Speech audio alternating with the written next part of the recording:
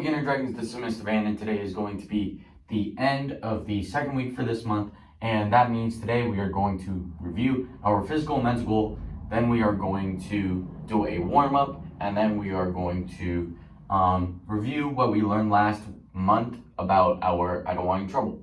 So first things first, we are going to talk about our physical and mental goal.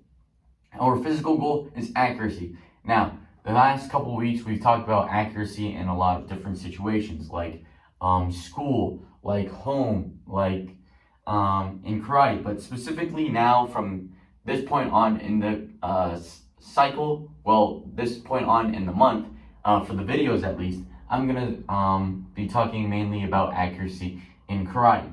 And specifically, there are some techniques that I want to hit upon so that you guys have the accuracy to know what you're hitting with, what you're gonna try and hit, and stuff like that. For accuracy, for the rest of the month, I want to talk about how you can be accurate with your technique, meaning where I'm hitting and how I'm hitting and stuff like that. So the first technique that I want to talk about is a punch. So a punch is pretty simple. You learn it in like the first week that you learn karate. So it should be an easy technique, but no one has a perfect punch. People can get close to a perfect punch, but they will never have a perfect punch because you can always still keep on improving your punches. So I'm going to give you some little details to make sure that when you guys do punches, that you guys have more accuracy, knowing what you're hitting with, how to hit, stuff like that. So I've said this before, when you guys do a punch, make sure that you use the first two knuckles of your fist. So when you make a fist, you want to keep your hands like this, and you want to curl your fingers except your thumbs. So pretend like you're giving me two thumbs up. Now after that, you put your thumbs on the outside of your hand, and that's how you make a fist. So an analogy that I've been taught is you're basically going on a roller coaster, and your four fingers are the people, and then the thumbs are the handlebars, so that you guys don't fall. If you guys put the handlebar underneath the people, then your people are gonna fall, which is kind of true, because if you guys punch with your thumbs inside the fist, that means you're gonna break your thumb. So you wanna roll your fingers in, put your thumbs on the outside to make that fist, so that once you guys punch, you're not gonna break your thumbs. So with that being said, now we're gonna talk about what knuckles we're gonna hit with, which I said before is the two knuckles in the front. So your pointer finger and your middle finger are the fingers that you're going to use to hit with. So I'm gonna come up really close, and I'm gonna show you guys that when you guys do a punch, you guys should be using these two knuckles. If you guys use these two knuckles, if you track them up your arm, they're going past and outside your arm, which means it has no reinforcement, which means when you guys punch with these two knuckles, you're gonna break your fingers and your arm and stuff like that. While once you guys do this, it only tracks up your arm. It's kind of, you can think of it as a reinforcement, so that when you guys punch, you have that arm to make sure that your knuckles don't break, to make your knuckles harder, basically. So these two knuckles will break if you guys hit. You're gonna break your wrist, you're gonna break your arm, you're gonna break your knuckles, you're gonna break your fingers if you hit with these two knuckles. But if you only hit with these two knuckles, nothing will break. You will have a better punch, and it will have more power to it. So those are the two knuckles that you want to punch with. Now I'm going to talk about where you're hitting. So actually, I'm going to talk to you guys about how to hit. So we talked about where you're hitting from. We talked about how to make those fists to get those punches. But now we're going to talk about how to understand where we're hitting by how we hold our fist. Because there's two types of punches. There's vertical, which means up and down. My knuckles are up and down. And there's horizontal, which is my knuckles are sideways. So when I am doing a stance, that is going to change how I punch. Because if I am in a close range fight, let's say that I'm this distance away from my target, which is pretty close, I can step away, but I can still reach with my backhand or my front hand if I wanted to. So let's say I'm this close to my target. This is going to make sure that my stances are really tight. So something like a small guard stance or a forward bow, if that, a reverse bow. I can get into a fighting horse if I wanted to, stuff like that. But when I do that, I'm going to have a vertical punch. That's because if I have a horizontal punch, I'm going to need more room. Because a horizontal punch, I'm going to need the room to rotate, and when I rotate, that's going to take away the power I'm going to have for my strike, because I'm wasting my energy instead of having it ready for my punch. So in that situation, you want to have a vertical punch, because you're up close, you're done rotating by the time you get to that, and you're also going to have enough energy from when you punched to actually have the power that you lost from that rotation with the horizontal punch. Now, let's say we're in a farther away fight. So we're this far away. I need to step really far to get to my target. I can't really reach with my my front hand. I can if I really wanted to, but I'd have to reach for it. But I'm this far away. I can't really step towards my target. But if I use my backhand to punch, I can reach, especially if I lean. So for that situation, you want a horizontal punch. And that's when you guys are in a stance called a front stance, which is where your toes are all pointed forward, you're about shoulder width apart, and you can reach with your backhand. You have to fully extend your arm to punch. While in this one, I don't have that luxury. I can't fully extend my backhand, so I have to do a vertical punch instead.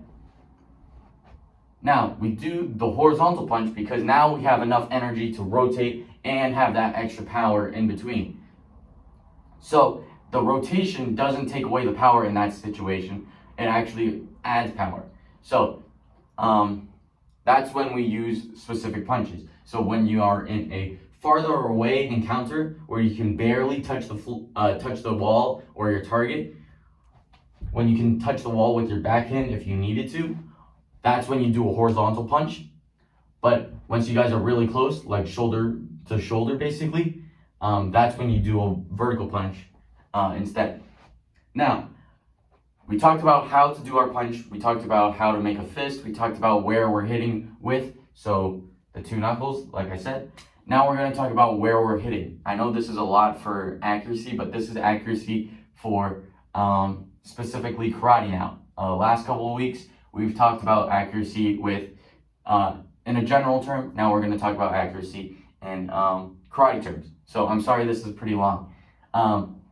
So for a vertical punch, you want to hit the solar plexus, which is the center of your body, because it's going to disrupt their breathing and make it harder for them to breathe, which makes it so that you guys can run away. You can also hit the throat or anywhere that you might feel like your fist could fit easily. So something like your throat, because it would just fit perfectly. Same thing with your solar plexus. Your fist will naturally fit into their solar plexus, which will make it hurt for them. Stuff like that. While a vertical punch, you might want to hit the sternum. You can still hit the throat, stuff like that, because now you're going to get that extra power from that rotation. You're also going to be able to fit it into their throat as well. But also, when you do it to the sternum, you're not really aiming for the solar plexus, because your fist won't fit into that solar plexus. It's more so for the sternum or even the stomach, but not for the solar plexus, because it won't disrupt their breathing in that situation. Now, that is our talk for accuracy. I know that was really long, but I wanted to talk about accuracy in a more karate sort of sense instead of just do it right. So that's how to do a punch correctly, and that's how you do it accurately. Now we are going to talk about our mental goal, which is responsibility.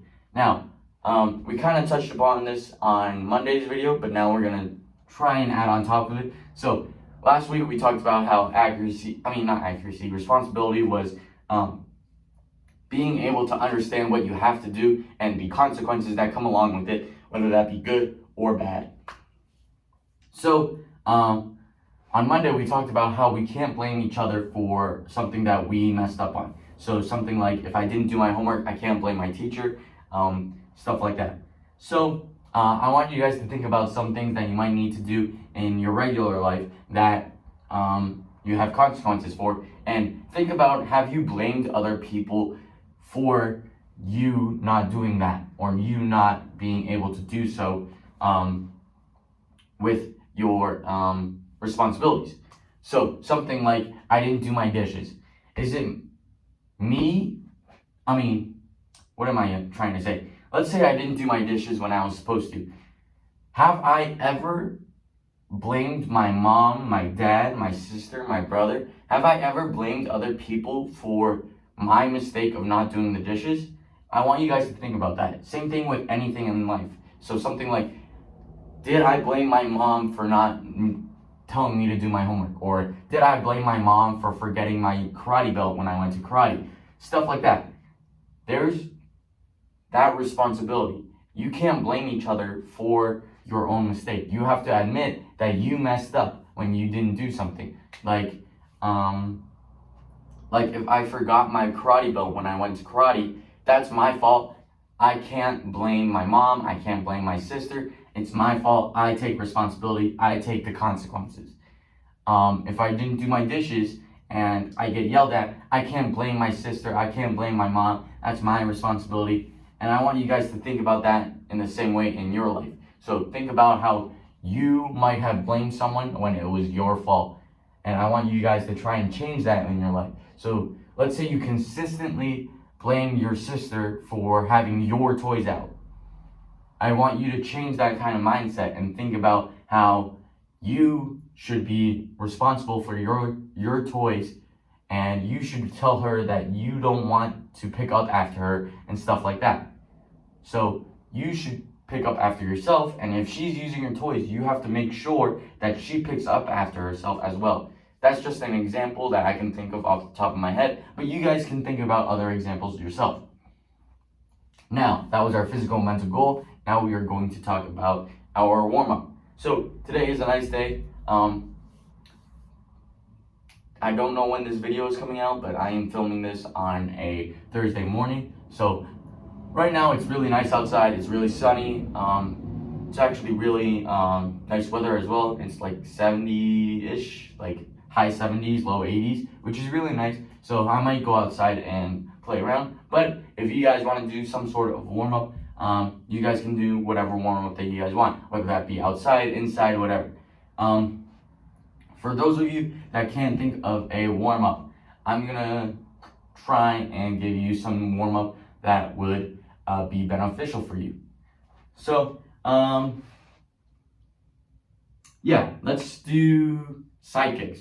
So in our I don't want any trouble that we're gonna learn in about 30 seconds probably, there's a slide up side kick, which you guys can practice. So what I would do is I would slide up, side kick, slide up, side kick, and do that. Just practice going back and forth between two objects, whether that be two fences outside, whether that be two walls inside my room, whether that be in the living room, whether that be in like anywhere else in the building. You guys can just practice that over and over and over.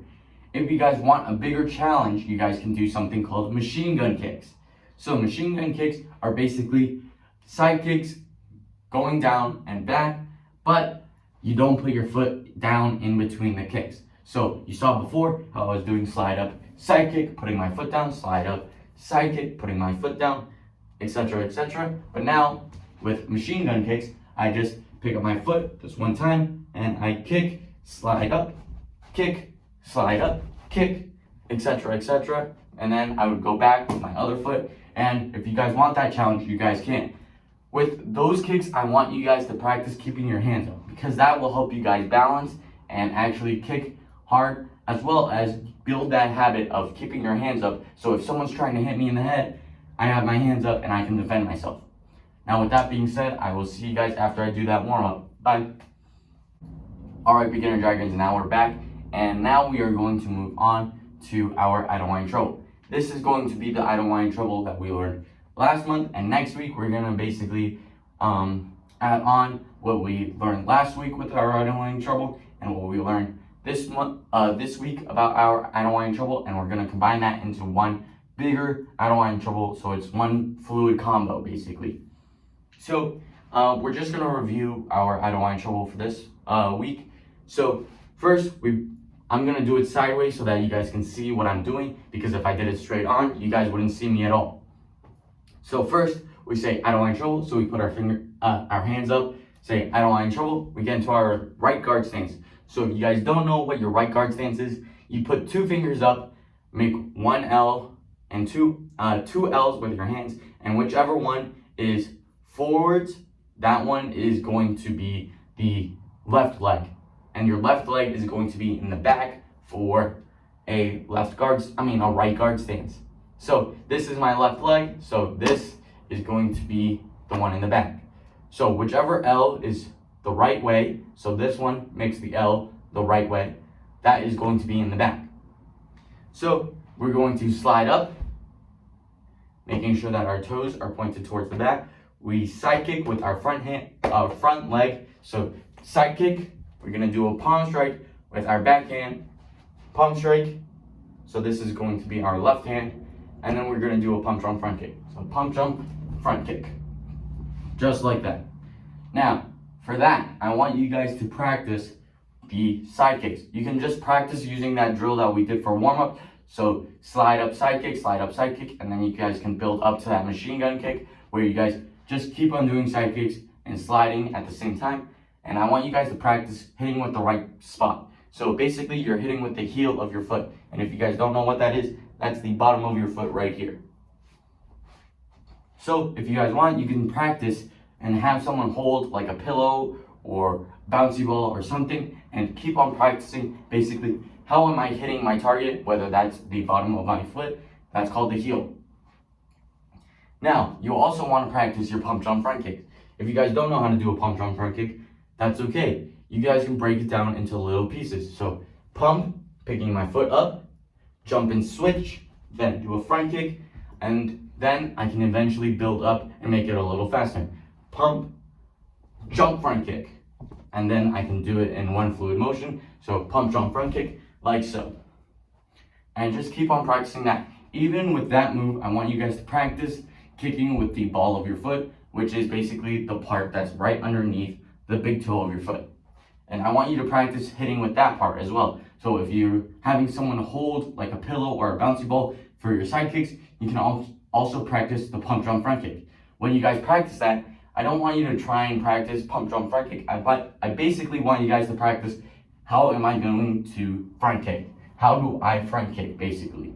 So how do I hold the how do I make sure that I'm hitting with the right part of my foot? Not how do I jump and front kick at the same time. I want you to just practice the front kick, and then eventually, once you guys have it down that I'm hitting with the ball of my foot, then you can add in that pump, jump, front kick if you want to.